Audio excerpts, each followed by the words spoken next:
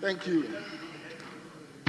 Thank you, Mr. Speaker, for the opportunity to contribute to the debate on the 2025 Media Fiscal Policy Review, particularly on the important subject matter of road development. Mr. Speaker, as a former Minister for Roads and Highways, and also a member of the Roads and Transport Committee, I've had the opportunity to carefully look at the list of projects presented under what the government calls the Big Push Program. And I must say, Mr. Speaker, with the greatest of respect, this so much talked about push is neither balanced, nor big, nor strategic. I say this because, Mr. Speaker, I believe strongly that it's just a political program rather than economic efficient program. One, Mr. Speaker, the list of programs of roads is heavily skewed towards certain regions in the country, completely neglecting Greater Accra region and Ashanti region. Mr. Speaker, these regions are the most urbanized regions. They are the most or the densely populated regions. The two regions alone, Mr. Speaker, account for over 35% of the Ghanaian population and the heartbeat, the economic heartbeat of our country. And if you are embarking on a road program to promote economic development and you conspicuously eliminate these particular regions, how are you going to explain this to Ghanaians? Mr. Speaker, earlier on, the honorable minister was in the northern region and said that the previous administration deployment of road had concentrated on certain regions. I believe he was referring to Ashanti region and Greater Accra region. I think that it makes sense. But he went ahead that this time he is going to go ahead and also do other regions in terms of the roads. For me, that is not fair to the country. That is not strategic. Because you build roads where there are human beings, a lot of densely populated people, communities. You build roads which will connect economic centers. That will drive economic development and economic growth. So for him to say that it's concentrated on the densely populated regions is not fair, and it is not the kind of development that will bring will bring collective development in the country. I remember, did you say there are no human beings? No, I said they are not densely populated regions. That's not.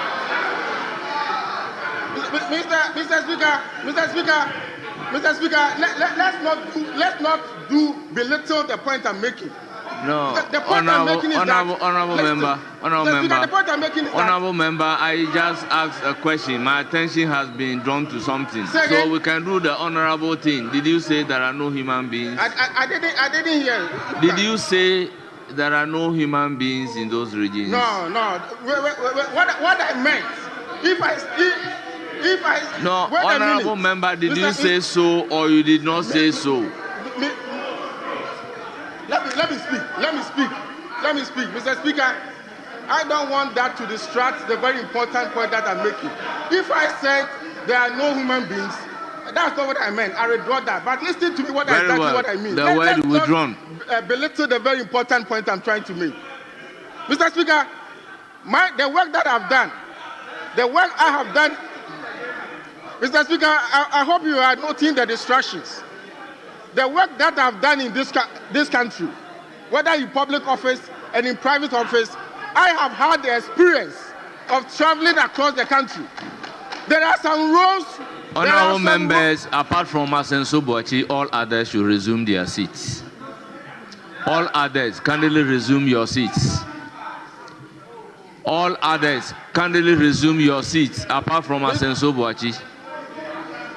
All others, kindly resume your seats. Honorable Asenso Boakye, you have the floor. Mr. Speaker, the work that I've done in my life, whether public or private, has taken me around this country. There are some places you can travel for 50 to 100 kilometers. You won't see communities, you won't see human beings. But there are some places that you travel 100 kilometers, 30 kilometers, and you will see densely populated communities, and you will see economic centers. When you have limited resources, this is where you should build your road. Mr. Speaker, basic economic theory teaches us that when resources are scarce, when you are in financial constraints, you prioritize. And that's exactly that's what I'm saying. If my opponents don't understand this, I don't know what else they will understand. Mr. Speaker, I also see abandonment of strategic ongoing roads under the Bridge Push program. No, Mr. Speaker, the Honorable Minister of Roads today rightly acknowledged that the Accra-Kumasi Road is the most, as a planner, I will call it the most important road in the country. The roads with the most traffic. And already, as a result of effort to bring interventions to increase mobility and enhance traffic flow, there are a series of interventions on that corridor. One of such interventions is the rehabilitation of the existing road. Many parts are deteriorated. I'm an MP from Kumasi. Every week I'm on the road. There are interventions going on that particular road. As I speak, the big push did not capture. Mr. Speaker, another area that the big push did not capture is the ongoing bypasses. There are 4 important bypasses going on. One at Osino, one at Enyem, one at Enyeresi, one at Konongo. Mr. Speaker, yesterday I came from Kumasi, and when I reached Konongo, I spent over 2 hours in traffic in Konongo. It's because of this reason. It's because of this reason that is why the interventions are being implemented. Listen to me. It's because of this that is why the interventions are being implemented. As we speak, these bypasses has achieved very significant achievement rates. For instance, bypass from Osino, the southbound, has achieved 78%. Osino northbound, 68%. Enyinem bypass, 58%. Enyinem bypass northbound, 100%. So they have all achieved significant completion rate. Mr. Speaker, what stops the government from completing these bypasses that will reduce the travel time from Accra to Kumasi by 3 hours? Now the minister is saying that they are going to construct a 6-lane expressway, totally different from the existing intervention. First of all, the president, with the greatest of him, the greatest of respect to the president, he was in Kumasi a couple of weeks ago. Will you listen to me? Listen to sense, wisdom. Listen to wisdom. Honorable Asenso Boakye. Listen to words of wisdom and stop the heckling. Honorable members, Honorable Asenso Boakye to say that they should listen to sense. Please, kindly withdraw listening to sense. What I mean is that they should listen to words of wisdom. Kindly withdraw listening to sense. And they are not allowing me to flow because they know I'm making a good point. Honorable Asenso Boakye, will you withdraw listening to sense? Mr. Speaker, I withdraw listening to sense and replace it with listening to words of wisdom. Thank you very much. You can make progress. You can go ahead. Mr. Speaker, Basic economic theory tells us that resources, when we know that they are scarce, we have to prioritize. And already there are existing interventions. If you are able to complete these bypasses, it will reduce the travel time by 3 hours. Then what will be left is 98 kilometers of undualized road.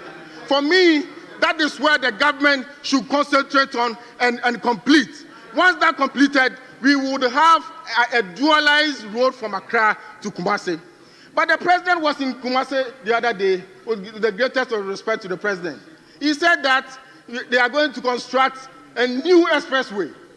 And he went ahead to say that it will start next year and it will be completed at the end of his his term. Mr. Speaker, the Minister of Roads is here today. He told the media that they have now hired a consultant to do feasibility studies. If you have not conducted feasibility study, you don't know the extent of the work. You don't even know how much it will cost. On what basis did the president tell the nation that the project will start next year and complete at the end of his term? What it means is that the minister didn't brief the president well. He got the president confused and he made the president only made a path rather than a rational statement. Mr. Speaker, there are also some critical roads. There are also some critical roads that are started that this BIS program has not captured. One of such roads is Kokobin and Nyakwanta Road. It's very important. Those of you who play on the Kumasi to Obuasi Road, you can see that you can sit in the traffic for about 5 hours. And last year, we began the construction of this road. The big push refused to capture this road. There's also Solawa, that the contract was signed last year. Solawa is a very important road. The big push didn't capture the road. At Tebubu Kwabi Danso, when I was a minister, that road was under construction. Honorable Chumesi is here. When I was a minister, that road was under construction. It wasn't captured under the beach program. Mr. Speaker, the impact of this neglect is not abstract. It will affect productivity. It will affect national growth, and it will affect development. Mr. Speaker, another important one is the interchange. I have seen 1 or 2 interchanges that were not captured under the big push. One is the Takrady PTC. Of course, that project stopped because of the debt exchange program. And the same as the Nungwa interchange. I was hoping that given the importance of interchanges in unlocking mobility and helping in the development of the urbanized communities, I thought government would capture this in the big push, but it's not part of it. Mr. Speaker, I've also seen a deliberate misinformation and repackaging of existing roads as part of the big push, as though they initiated it. I have no problem with that. The Constitution of this country enjoins us, enjoins every government to continue the projects of the previous government under the directive principle of state policy. But when you do so, you should recognize who started it. You should do so and recognize who started this. Development is a relay. It's not rivalry. That you package somebody's roads that you have started and say that you are the one doing it. Mr. Speaker, before I resume my seat, there's one thing that I also want to correct. The finance minister is on record.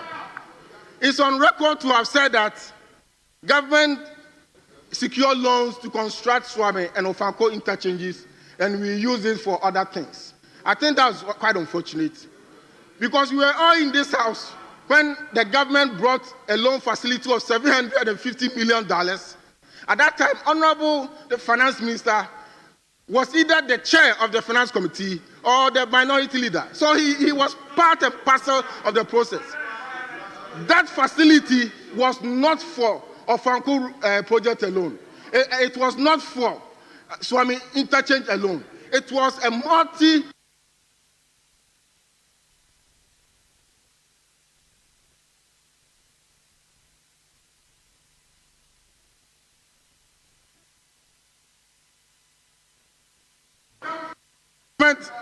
the rest of the funds were to come from government of Ghana financing.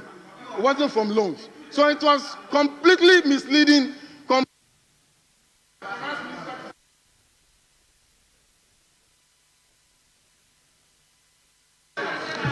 Honourable member, your time is up.